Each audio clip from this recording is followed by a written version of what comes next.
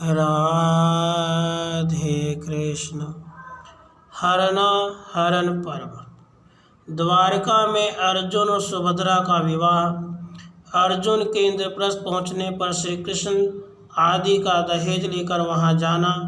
द्रौपदी के पुत्र एवं अभिमन्यु के जन्म, संस्कार और शिक्षा।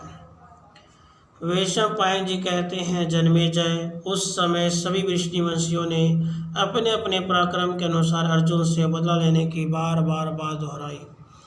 तब भगवान वासुदेव यह धर्म और अर्थ से युक्त वचन बोले। निद्रा विजयी अर्जुन ने इस कुल का अपमान नहीं किया है, पितु ऐसा करके उन्होंने इस कुल के प्रति अधिक सम्मान का भाव ही प्रकट किया है, इसमें संशय नहीं है।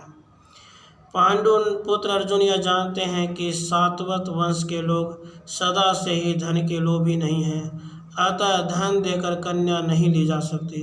साथ ही पांडु पुत्र अर्जुन को यह भी मालूम है कि स्वयंवर में कन्या के मिल जाने का पूर्ण निश्चय नहीं रहता, अतः वह भी आग्राह्य नहीं है। भला कौन ऐसा वीर पुरुष होगा जो पशु की तरह पराक्रम शून्य होकर कन्यादान की प्रतीक्षा में बैठा रहेगा, एवं इस पृथ्वी पर कौन ऐसा अधम पुरुष होगा जो धन देकर अपनी संतान को बेचेगा। मेरा विश्वास है कुंती कुमार ने इन सभी दोषों की ओर दृष्टिपात किया है, इसलिए उन्होंने क्षत्रिय धर्म के अनुसार बलपूर्वक कन्या का अपहरण किया है। मेरी समझ में यह संबंध बहुत उचित है। सुभद्रा यशस्विनी है और ये कुंती पुत्र अर्जुन भी ऐसे यशस्वी हैं, अतः इन्होंने सुभद्रा का बलपूर्वक हरण किया है। महाराज भरत तथा महायशस्वी शांतनु के कुल में जिनका जन्म हुआ है, जो कुंती भोज कुमारी कुंती के पुत्र हैं, ऐसे वीरवर अर्जुन को कौन अपना संबंधी बनाना नहीं चाहेगा। आर्य, इंद्रलोक एवं रुद्रलोक सहित संपूर्ण लोक में भग देवता के नेत्रों का नाश करने वाले विकराल नेत्रों वाले भगवान रुद्र को छोड़कर दूसरे किसी को मैं ऐसा नहीं देखता जो संग्राम में बलपूर्वक बात को परास्त कर सके। इस समय अर्जुन के पास मेरा सुप्रसिद्ध रथ है, मेरे ही अद्भुत घोड़े हैं और स्वयं अर्जुन शीघ्रतापूर्वक अस्त्र शस्त्र चलाने वाले योद्धा हैं। ऐसी दशा में अर्जुन की समानता कौन कर सकता है। आप लोग प्रसन्नता के साथ दौड़े जाइए और बड़ी सांत्वना से धनंजय को लौटा लाइए, मेरी तो यही परम सम्मति है। यदि अर्जुन आप लोगों को बलपूर्वक हराकर अपने नगर में चले गए, तब तो आप लोगों का सारा यश तत्काल ही नष्ट हो जाएगा और सांत्वना पूर्वक उन्हें ले आने में अपनी पराजय नहीं है। जन्मेजय, वासुदेव का यह वचन सुनकर यादवों ने वैसा ही किया। शक्तिशाली अर्जुन द्वारका में लौट आए। वहाँ उन्होंने सुभद्रा से विवाह किया और 1 साल से कुछ अधिक दिन वे वहाँ ही रहे। द्वारका में इच्छानुसार विहार करके वृष्णिवंशियों द्वारा पूजित होकर अर्जुन वहाँ से पुष्कर तीर्थ में चले गए और वनवास का शेष समय वहीं व्यतीत किया। 12वां वर्ष पूरे हो जाने पर वे खांडवप्रस्थ में आए। उन्होंने धौम्य जी के पास जाकर उनको तथा माता कुंती को प्रणाम किया। इसके बाद राजा युधिष्ठिर और भीम के चरण छुए। उसके बाद नकुल और सहदेव ने आकर अर्जुन को प्रणाम किया।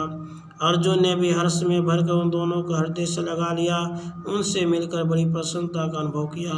फिर वहाँ राजा से मिलकर नियम पूर्वक एकाग्रचित्त होकर उन्होंने ब्राह्मण आदि का पूजन किया। तत्पश्चात वे द्रौपदी के समीप गए। द्रौपदी ने प्रणय को उपवश कुरु नंदन अर्जुन से कहा, कुंती कुमार यहाँ क्यों आए हैं, वहीं जाओ जहाँ वह सात्वत वंश की कन्या सुभद्रा है।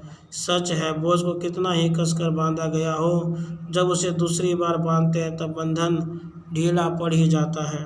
यही हालत मेरे प्रति तुम्हारे प्रेम बंधन की है। इस तरह नाना प्रकार की बातें करके कृष्णा विलाप करने लगी। तब धनंजय ने उसे पूर्ण सांत्वना दी और अपने अपराध के लिए उससे बार बार क्षमा मांगी।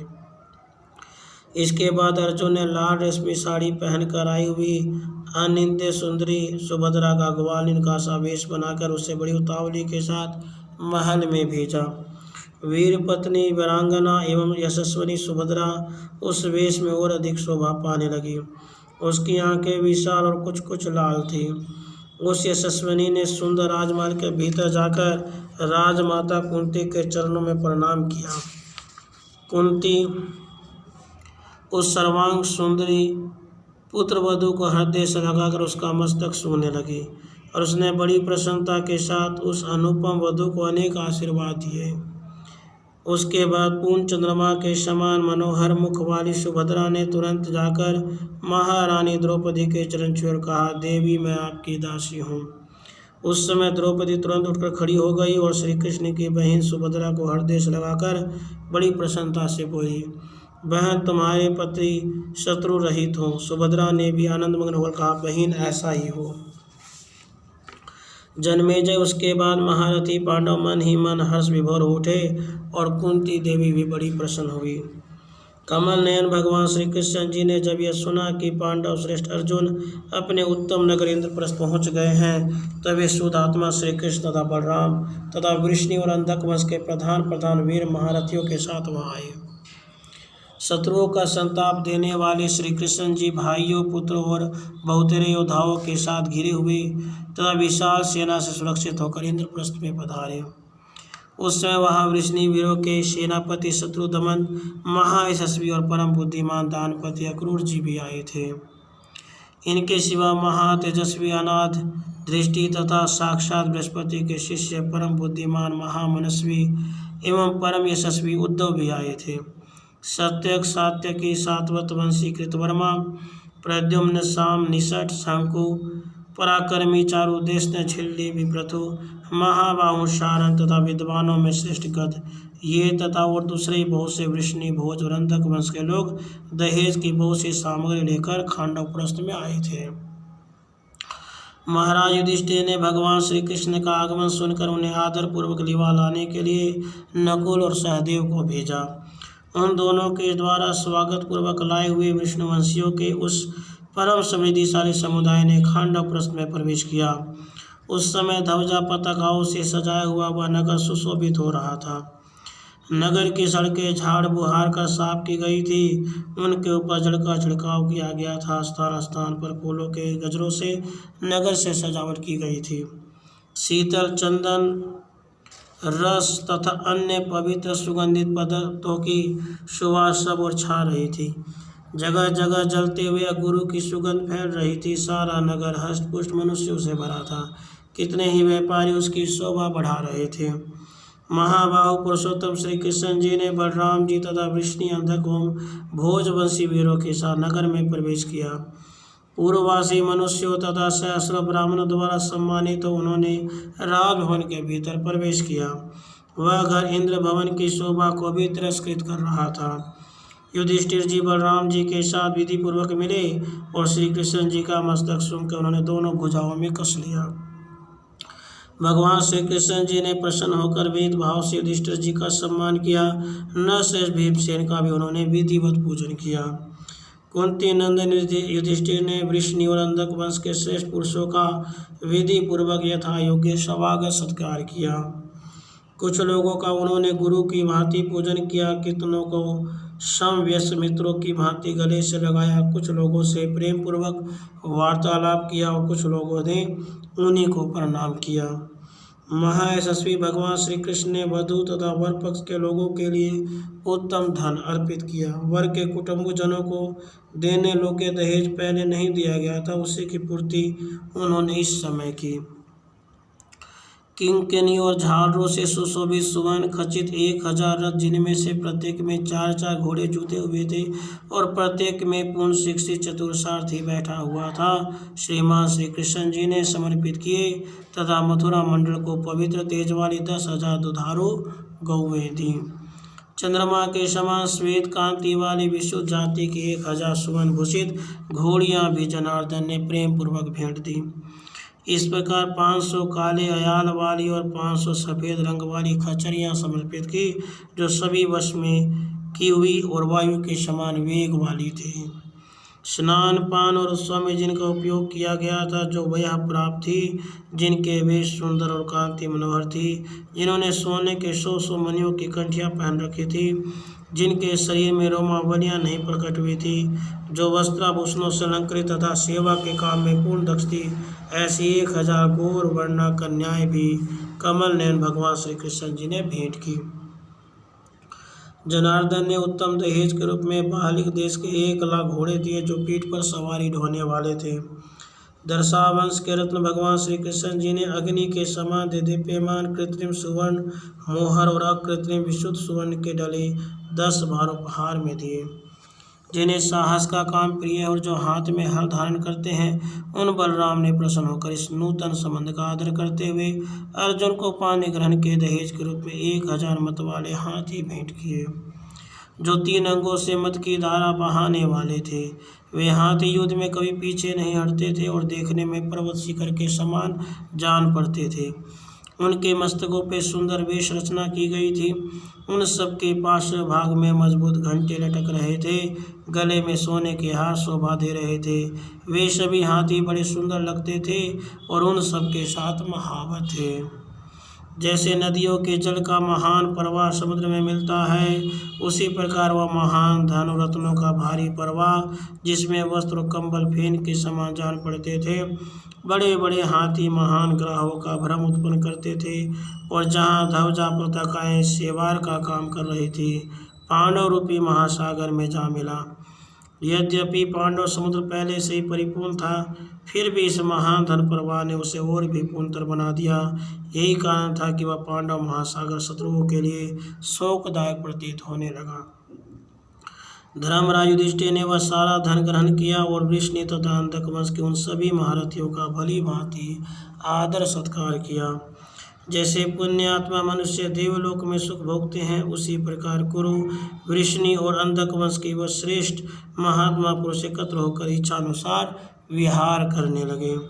वे कौरव और वृष्णि वंश के बीच जहाँ तहाँ वीणा के उत्तम ध्वनि के साथ गाते बजाते और संगीत का आनंद लेते हुए यथावसर अपने अपने रुचि के अनुसार विहार करने लगे।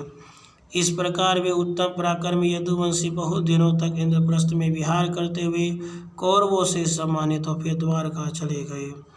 वृष्णि और अंधक वंश के महारथी गुरु प्रवर पांडवों के दिए हुए उज्ज्वल रत्नों की भेंटले बलराम जी को आगे करके चले गए। जन्मेजय परंतु भगवान वासुदेव महात्मा अर्जुन के साथ रमणीय इंद्रप्रस्थ में ही ठहर गए। महायशस्वी श्री कृष्ण अर्जुन के साथ शिकार खेलते और जंगली वराहोता हिंसक पशुओं का वध करते हुए यमुना जी के तट पर विचरते थे। इस प्रकार वे किरीटधारी अर्जुन के साथ विहार करते थे।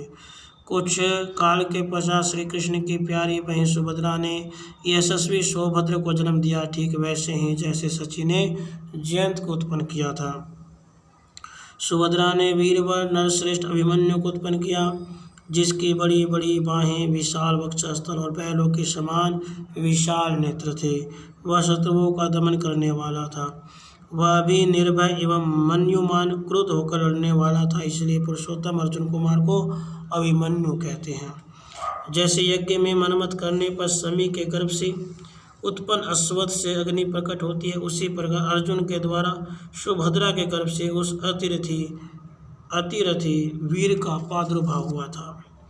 भारत उसके जन्म लेने पर महातेजस्वी कुंतीपुत्र युधिष्ठिर ने ब्राह्मणों को 10,000 गौएं, बहुत सी स्वर्ण मुद्राएं दान में दी। जैसे समस्त पितरों और प्रजाओं को चंद्रमा प्रिय लगते हैं, उसी प्रकार ही मनु बचपन से ही भगवान श्री कृष्ण जी का अत्यंत प्रिय हो गया था। श्री कृष्ण जी ने जन्म से ही उसके लालन पालन की सुंदर व्यवस्थाएं की। बालक हिमन्यु शुक्ल पक्ष के चंद्रमा की भांति दिनों दिन बढ़ने लगा। उस शत्रुदमन बालक ने वेदों का ज्ञान प्राप्त करके अपने पिता अर्जुन से 4 पदों और 10 विध अंगों से युक्त दिव्य एवं मानुष सब प्रकार के धनुर्वेद का ज्ञान प्राप्त कर लिया। धनुर्वेद में निम्नांकित 4 पाद बताए गए हैं: मंत्र मुक्त, पानी मुक्त, मुक्ता मुक्त, परम मुक्त। जिनका मंत्र द्वारा केवल प्रयोग होता है, उपसंहार नहीं, उसे मंत्र मुक्त कहते हैं। जिसे हाथ में लेकर धनुष द्वारा छोड़ा जाए वह बाण आदि पानी मुक्त कहा गया है। जिसके प्रयोग और उपसंहार दोनों ही हो वह मुक्ता मुक्त है, जो वस्तुतः छोड़ा नहीं जाता। जैसे मंत्र द्वारा साधित ध्वजा आदि है, जिसको देखने मात्र शत्रु भाग जाते वह अमुक्त कहलाता है।